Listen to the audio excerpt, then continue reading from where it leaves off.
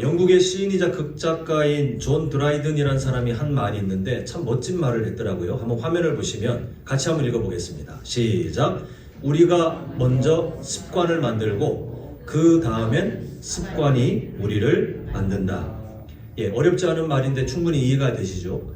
지금 성도님들의 삶이 딱 있으실 텐데 그 성도님들의 삶은 그냥 된 것이 아니라 성도님들이 지난 시간 동안 어떤 가치관을 따라 행동, 선택을 반복하며 뭔가가 습관이 되어 있어요.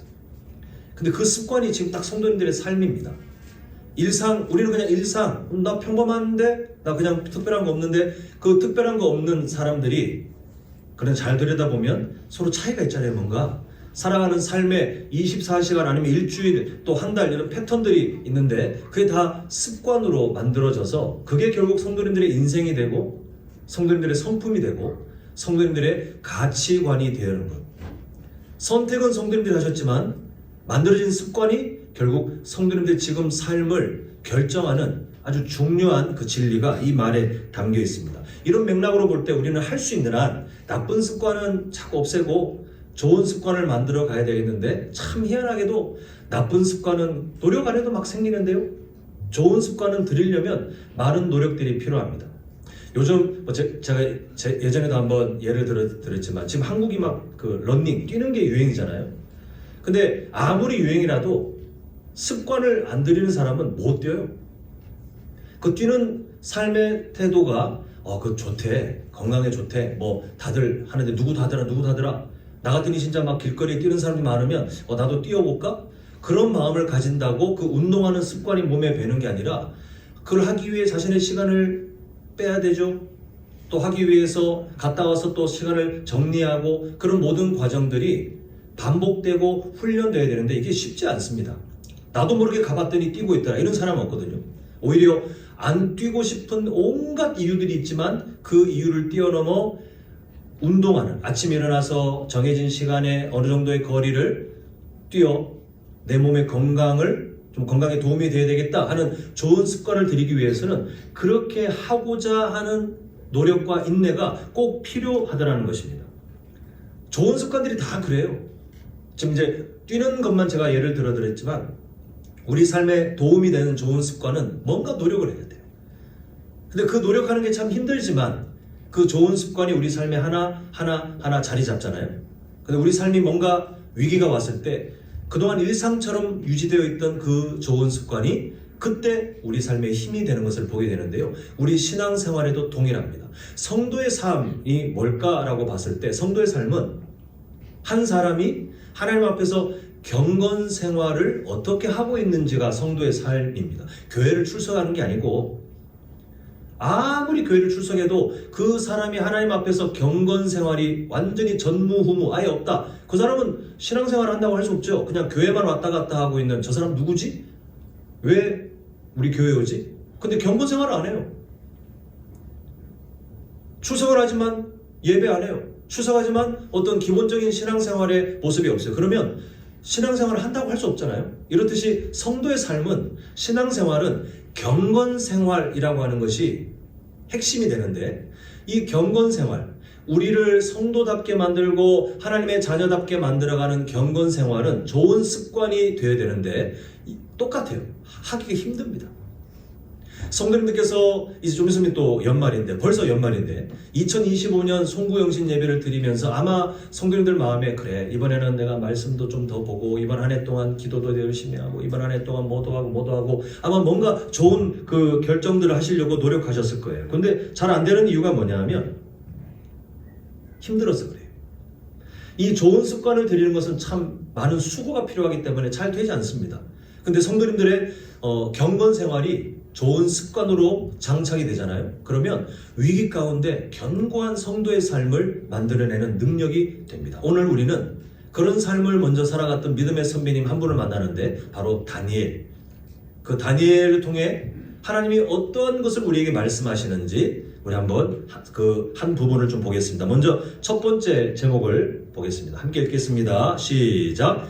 경건의 습관은 위기 앞에서도 꺾이지 않습니다. 네, 경건의 습관이 딱 들어져 있으면 위기가 왔을 때 꺾이지 않더라는 거예요. 다니엘 6장을 우리 함께 잠시 보는데 워낙 잘 아시는 말씀이긴 하지만 그래도 한번 정리를 하는 게 좋겠습니다. 다니엘 6장의 배경을 설명드리자면 이스라엘 백성들이 범죄해서 하나님께 징계를 당하는데 북이스라엘, 남유다로 분열되었지만 여전히 말을 안 듣다가 북이스라엘은 아수르에게 망하고 남유다는 그 후에 바벨론에게 망하잖아요. 그 후에 포로로 다 잡혀갑니다. 하나님께서는 이 포로로 잡혀간 백성들 중에도 여전히 하나님의 사람들을 통해 하나님께서 주시는 그런 일들을 드러내시는데 이 영원할 것 같던 강대국 그 바벨론도 여러분들이 아시는 페르시아라는 성경에서는 바사죠.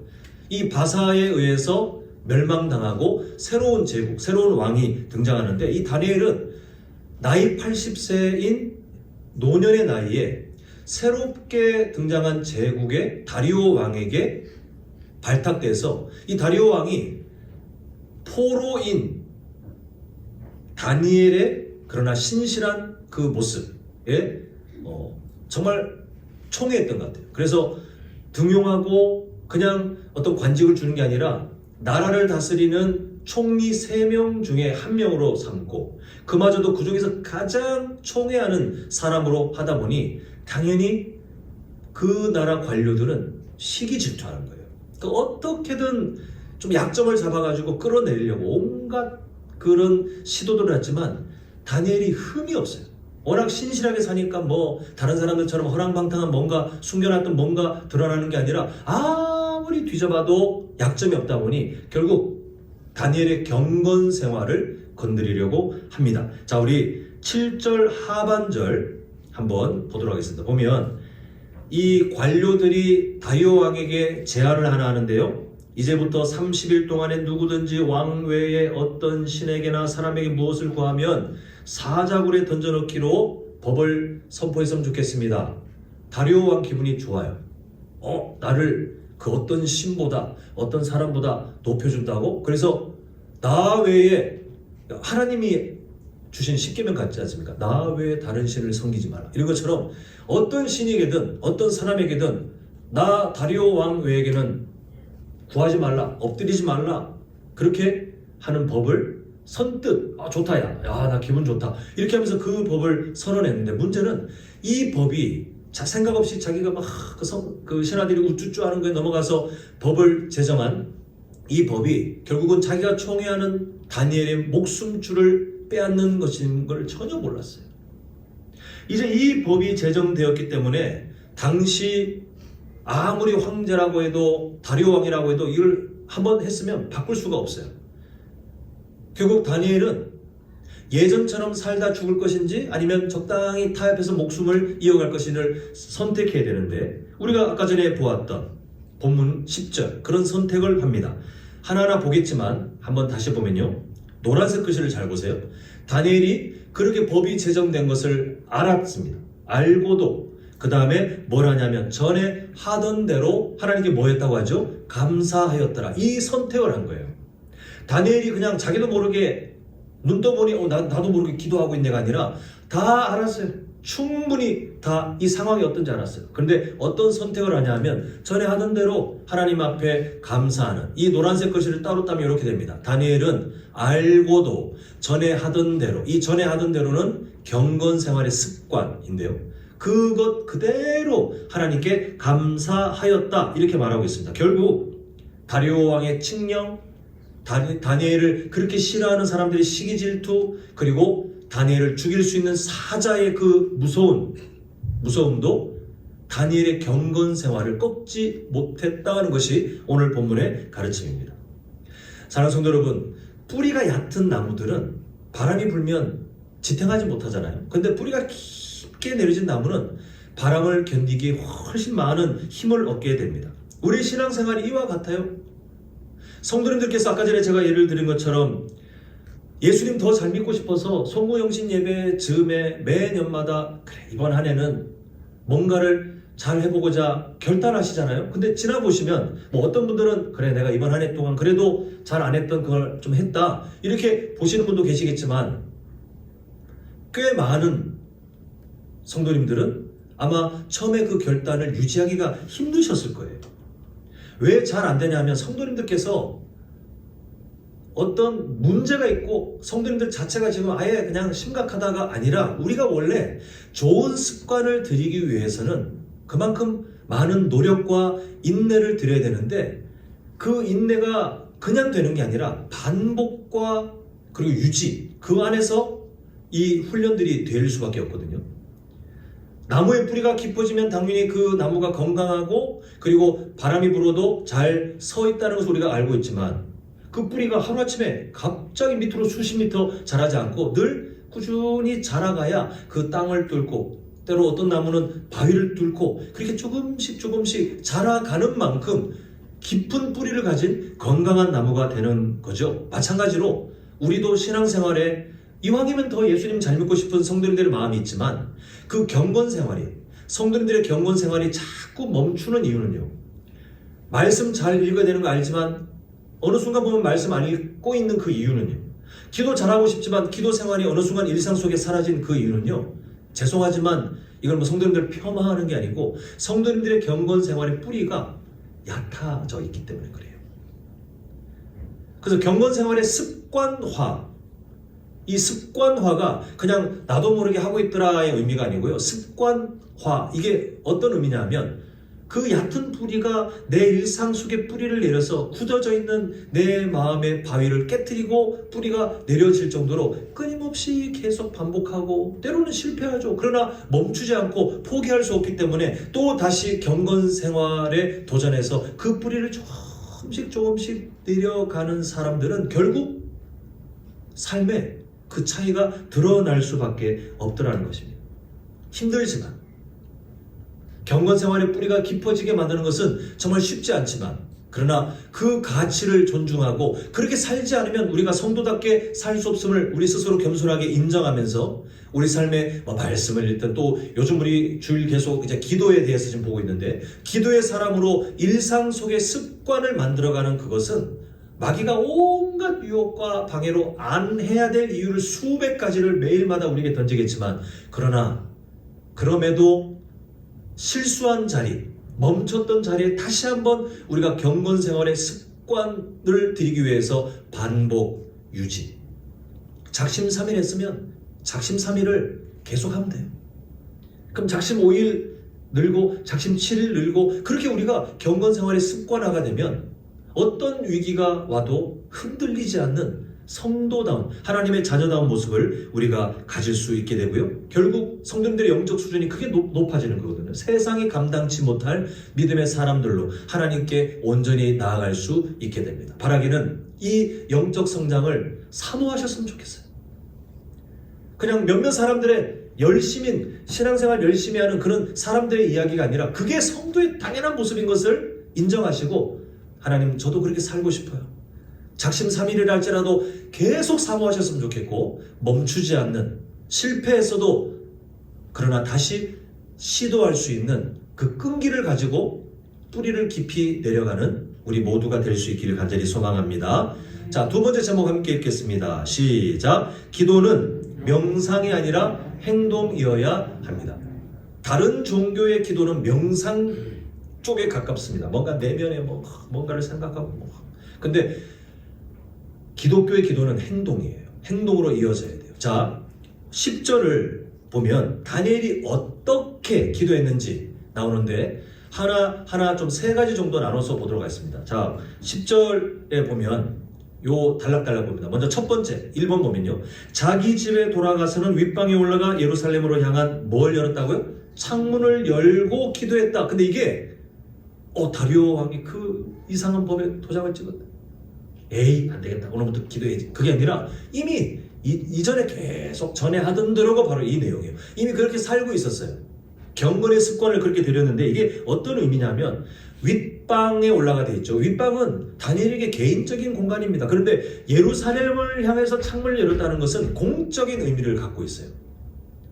솔로몬이 하나님 앞에 간구하면서 하나님 우리 백성이 범죄했을 때 그러나 어디에 있든지 하나님께 간구하며 기도할 때 우리 나라가 회복되게 도와주십시오 했던 그 간구의 기도 제목 그거를 다니엘의 마음에 품고 지금 포로로 잡혀 있지만 지금은 몸이 얼매여 있지만 자신들의 민족이 지금 다니엘의 나이가 노년이잖아요.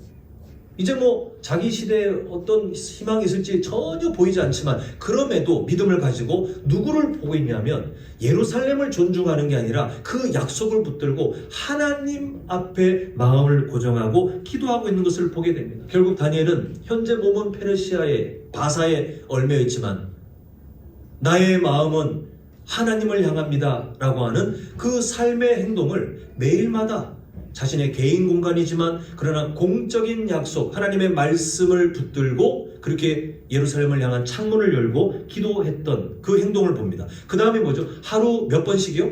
3번씩 무릎을 꿇고 기도했다라고 말하고 있는데요. 방금 제가 현재 몸은 페르시아에 있지만 그러나 나의 마음은 나의 진짜 소속은 하나님 나라 하나님을 바라봅니다 이런 고백을 했다고 하잖아요. 그러면 이 다니엘의 고백이 마음으로 그냥 조용히 비밀리에 간직된 게 아니라 다니엘이 어떻게 행동으로 드러나냐 하면 무릎을 꿇는 것으로 드러나고 있어요.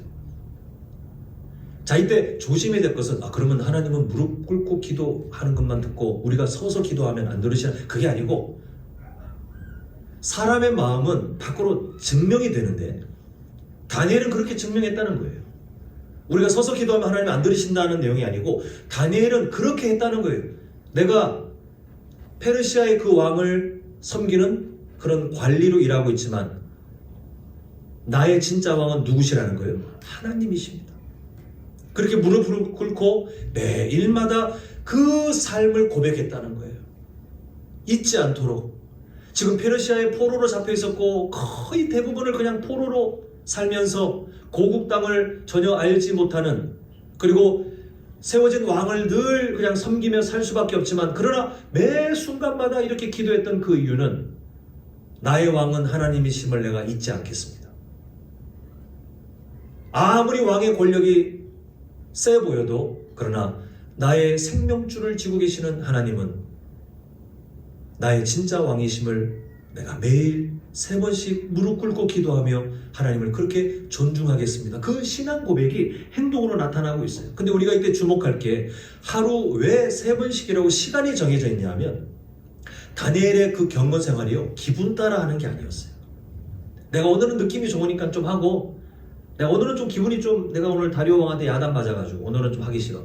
기분 따라 들쑥날쑥이 아니라 내가 어떤 상황에 있든 내가 지금 뭐 어떤 기분이든 전혀 상관없이 하나님을 향한 자신의 태도는 그냥 늘 정해져 있어야 돼요. 그 고백으로 시간을 정해놓고 하나님 앞에 무릎 꿇는 행동으로 나타나고 있는 것을 보게 됩니다. 자, 마지막이 진짜 대단한데요. 그의 하나님께 뭐 하였더라? 감사하였더라. 지금 어떤 상황이냐면 자기가 이제 어떤 그 악한 사람들이 어떤 계획을 갖고 있는지 다니엘이 뻔히 알죠. 그리고 자신이 늘 하던 그 경건 생활을 생각지도 못한 하나님을 향한 그 자신의 신앙 생활을 건드려가지고 그거 가지고 죽이려고 하는 그 악한 사람들의 계략을 뻔히 알고 있습니다. 그런데 지금 다른 사람 같으면 그런 상황에 하나님께 기도하는 자리까지 가는 것도 대단한데 그때 근심, 불평 저 같으면 하나님 앞에 막 소리 지르고 내가 지금까지 뭘 잘못했는데 하나님 이렇게 불평했을 것 같아요. 진짜 뭘 잘못했습니까? 다니엘이. 근데 다니엘의 선택은 하나님께 감사했더라. 자, 다니엘이 자신을 둘러싼 환경을 보고 감사했을까요? 아니면 그 환경을 뛰어넘어 여전히 자신의 유일한 왕으로 계신 하나님을 보고 감사했을까요? 둘 중에 어떤 것입니까? 예, 후자죠, 후자. 우리가 소위문답 첫 번째, 우리가 누구를 영원토록 기뻐합니까?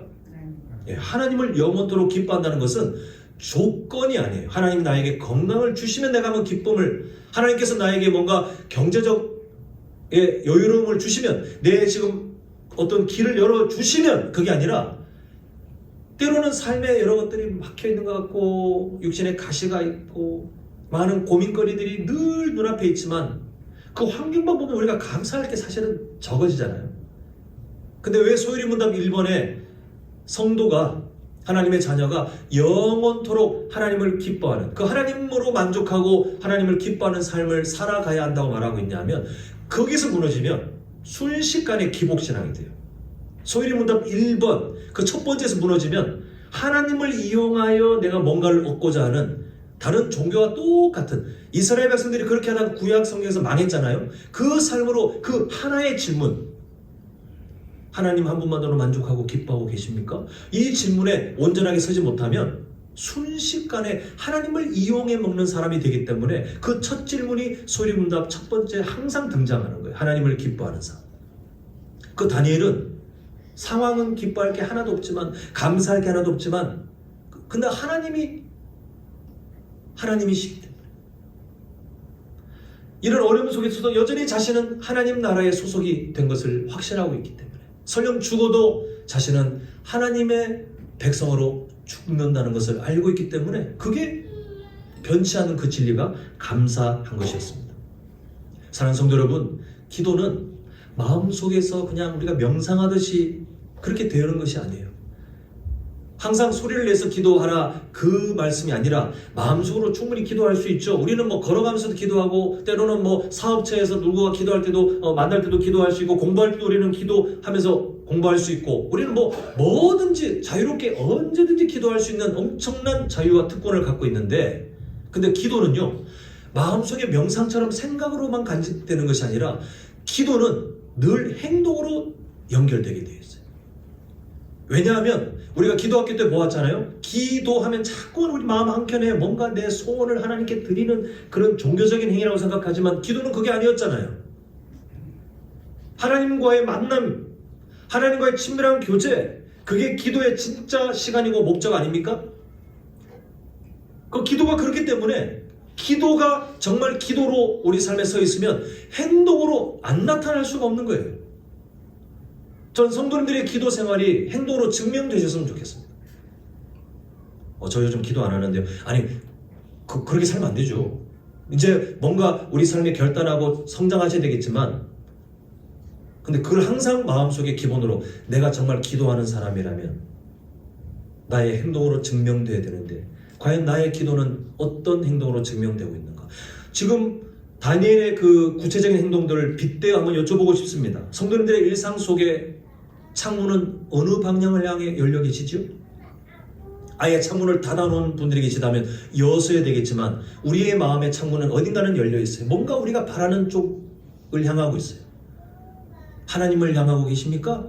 아니면 내가 그렇게 의지하는 이 세상의 돈, 아니면 내 세상에서 내가 뭔가 인정받을 수 있는 어떤 자리, 내 인생에 그 확보되는 그런 안전한 길, 그쪽을 얻기 위해서 열려 계십니까? 성도님들 일상에 창문이 닫혀있지 않아야 되겠지만 그 창문의 방향을 잘 점검하셔야 돼요. 자, 그 다음에 두 번째, 성도님들의 인생 무릎은 누구에게 무릎 꿇고 계십니까? 첫 번째, 제가 금방 질문드린 창문이 어디로 열려 있는지에 따라 그게 결정되겠죠. 당연히 이게 두 개가 연결되어 있으니까요. 우리가 신앙생활 한다는 하나님의 자녀라고 하면서, 예수님의 십자가 사랑을 누리는 사람이라고 하면서, 우리의 인생의 진짜 무릎은 세상의 성공 법칙 앞에 무릎 꿇고 있고, 이 세상에 먹고 사는 문제가 해결될 것 같은 그 어떤 방식에 무릎 꿇고 있으면 하나님을 업신여기는 삶으로 그냥 행동이 증명되는 거예요. 교회에서 기도를 하고 있는데 실제 삶을 그렇게 사신다면 그렇게 행동이 분리되어서 그 행동이 성도님들의 삶을 증명해버린다니까요. 누구에게 무릎 꿇고 계시는지를 스스로 늘 점검하셔야 돼요. 교회 다닌다고 하나님께 무릎 꿇는 게 아니더라고요. 그리고 마지막 세 번째, 성도님들의 기도는 어떤 것에 반응하고 계십니까? 상황마다 반응하십니까? 아니면 그 상황에 잠시 반응을 하긴 하지만 그 상황을 뛰어넘어 나의 구원자이시고 나의 주권자이신 그 삼위일체 되신 하나님 한 분만으로 만족하고자 다시 마음의 모든 것을 집중하려고 노력하십니까? 수준 높은 성도가 우리가 되어야 될 텐데, 수준 낮은 성도는 상황에 반응을 해요. 어떨 때는 그 상황이 안 좋으면 낙심할 수 있지만 그냥 낙심에 갇혀버려요. 또 좋은 거 있으면 뭐 세상 다 가진 것처럼 그 조울증 환자처럼 들쑥날쑥. 근데 성숙한 성도는 상황이 어떠하든 제가 정말 즐겨 비유하는 그 장면이 시편 1편 3절이잖아요. 시냇가에 심겨진 나무처럼 바람이 불든 햇볕이 뜨겁든 비가 오든 안 오든 생명줄 되신 하나님 때문에 살아가고 그 하나님으로 만족하는 삶. 우리 모두가 그런 성숙한 기도의 사람으로 자라가시기를 간절히 소망합니다. 자, 마지막 세 번째 제목 함께 읽겠습니다. 시작. 기도의 사람을 통해 하나님께서 영광 받으십니다.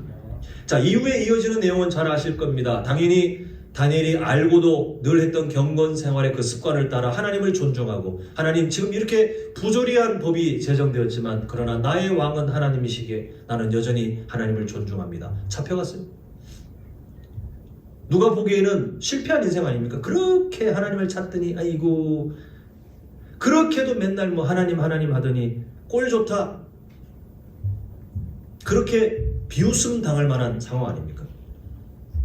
그 참 웃긴 것이요, 그 뒤에 나중에 성경 본문을 보시면 그 모든 권력의 중심이 되는 것 같은 다리오 왕은 막 안절부절해요.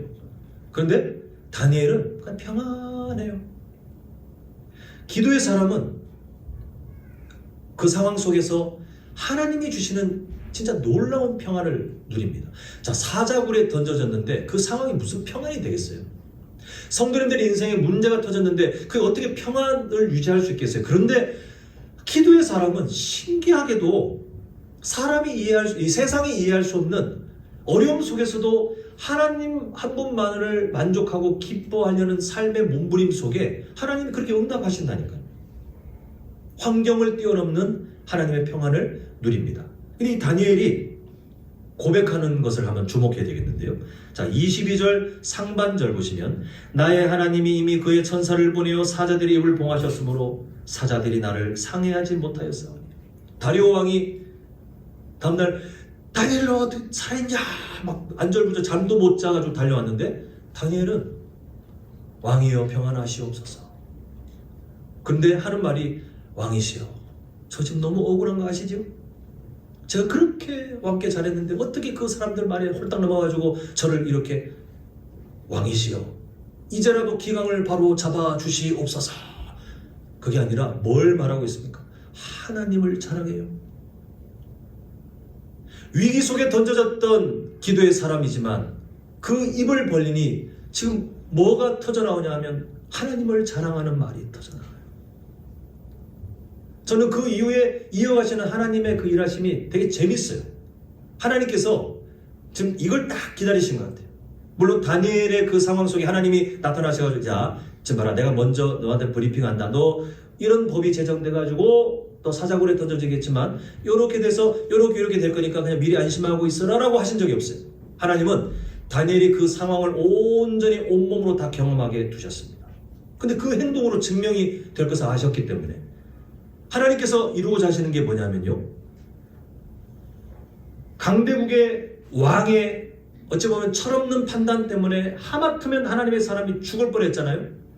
근데 하나님은 그 상황 속에 어디까지 끌고 가기를 원하셨냐 하면 나라가 망한 그런 포로가 된 민족 중에 한 사람, 약자, 그 노년의 다니엘이 그 속에서 마음이 어떤 마음으로 그 시간을 흘려보낸지 모르겠지만 사자굴에서 입을 열자마자 나의 하나님이 그 하나님을 찾다가 하마터면 죽을 뻔했던 그 다니엘이 그러나 자랑스럽게 나의 하나님이 그렇게 자랑을 했더니 다리오 왕이 자기의 권한으로 조서를 내리는데요, 자기가 통치하는 모든 지역에 이런 명령을 내립니다. 자, 우리 한번 26절 한번 다리오 왕처럼 다리오 왕이 어떤 마음으로 지금 뭘 하고 있는지 26절 27절을 우리가 이어서 볼 텐데, 자 26절 한번 다리오 왕의 마음으로 그리고 하나님이 뭘 의도하셨는지 보시면서 함께 읽겠습니다. 시작.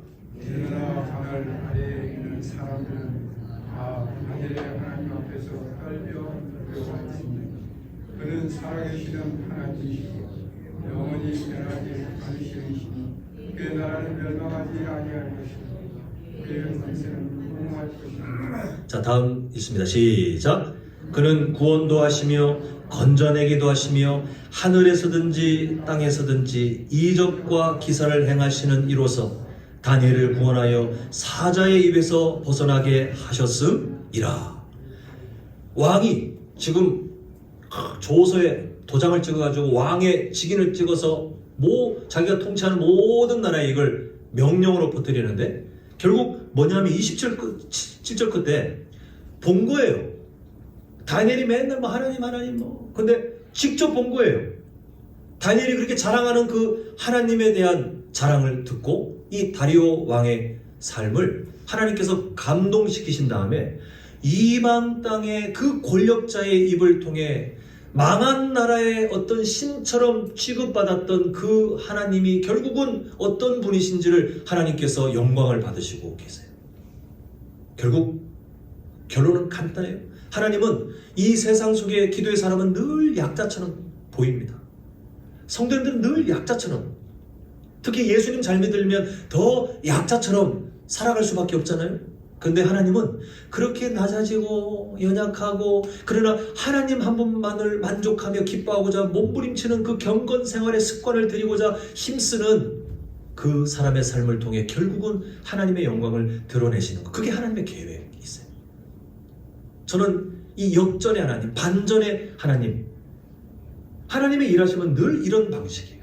그러니까 저는 그래서 성도님들의 어떤 꿈, 자녀들을 향한 꿈이, 저는 이게 늘 한국교회 좀 조심해야 되는데, 하나님께서 자녀들을 크게 쓰시는 것은 하나님의 뜻인데, 크게 쓰시는 것이 하나님의 유일한 뜻인 것처럼 자녀들이 항상 높은 자리에, 자녀들이 항상 돈 많은 사람으로, 자녀들이 뭔가 항상 인기가 많고 뭔가 항상 뭔가 그런 것들만 꿈꾸는 것은 세속적인 가치관을 아이들의 삶에 덧입히는 것이에요.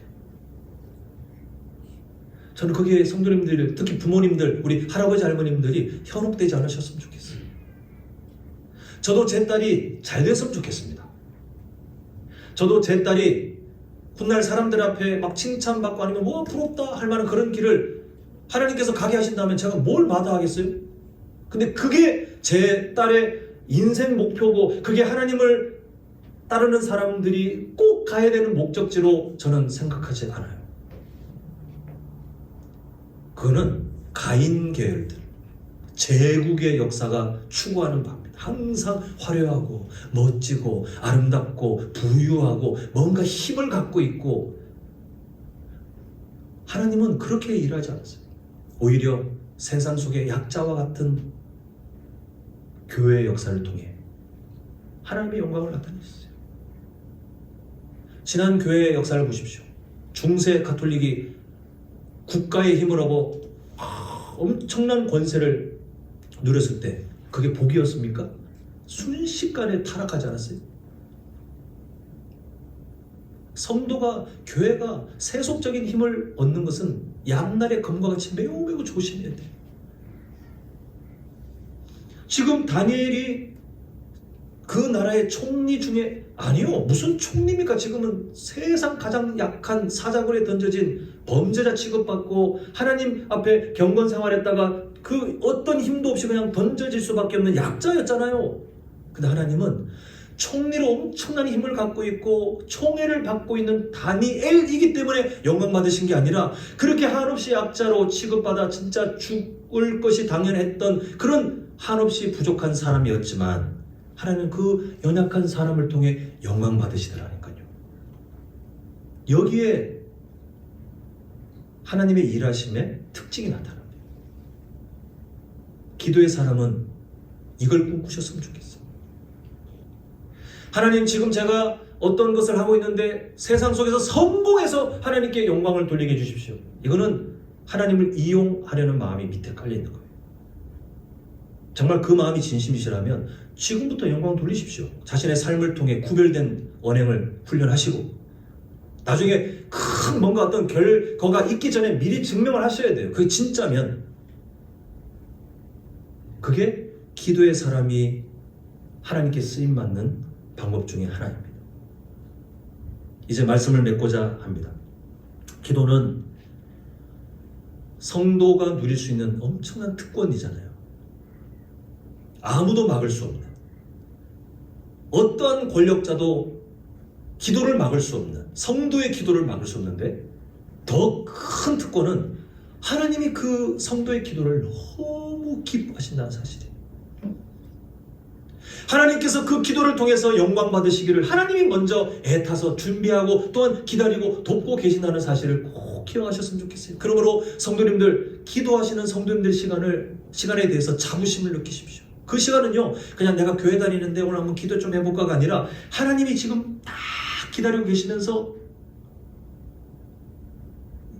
참 이게 똑같은 예는 아니겠지만 오늘 김원혁 권사님이 막 1년 넘는 시간 오셨는데 다들 막 반가워하시고 저도 얼굴 보고 얼마나 반가운지. 근데 하나님 마음이 그런 거예요. 성도가 기도를 딱 시작하면 하나님이 그래 너 정말 내가 기뻐하는 기도를 시작했구나. 하나님이 기뻐하시는 시간. 우리 기도가 서툴러도 하나님이 기쁘게 받으시는 그 시간, 자부심을 느끼셨으면 좋겠어요. 그리고 하나님이 기뻐하시고 우리가 자부심을 느낄 그 기도, 뿌리가 얕지 않도록 성도님들 경건 생활의 습관을 들이기 위해 꿈꾸셨으면 좋겠어요. 포기하지 마시고, 오늘 하려고 했는데 오늘 못했으면 그냥 아니 내일 하면 되지. 그렇게 하나님을 만나는 그 기도의 사람을 통해 하나님께서 이루실 일들을 우리가 오늘 보았습니다. 자, 우리 제목만 한번 같이 읽어보겠습니다. 자, 시작. 경건의 습관은 위기 앞에서도 꺾이지 않습니다. 왜냐고요? 경건의 그 습관이 되면 뿌리가 깊게 내려졌기 때문에 안 꺾여요. 자, 두 번째 시작. 기도는 명상이 아니라 뭐요? 행동이어야 돼요. 기도는 반드시 행동으로 증명돼야 돼요. 성도님들 기도가 진짜 어떤 기도인지는 성도님들의 인생의 행동을 보면 드러납니다. 행동으로 증명되는 기도의 사람 되셨으면 좋겠고요. 자, 마지막. 자, 우리의 꿈입니다. 시작. 기도의 사람을 통해 하나님께서 영광 받으십니다. 어디에서 무엇을 하시든지. 지금 또 참 살기 힘든 그런 시기를 살고 있잖아요. 모두가 각자가 정말 허리띠를 졸라매고 마음을 졸이며 그렇게 살 수밖에 없는 시대이잖아요.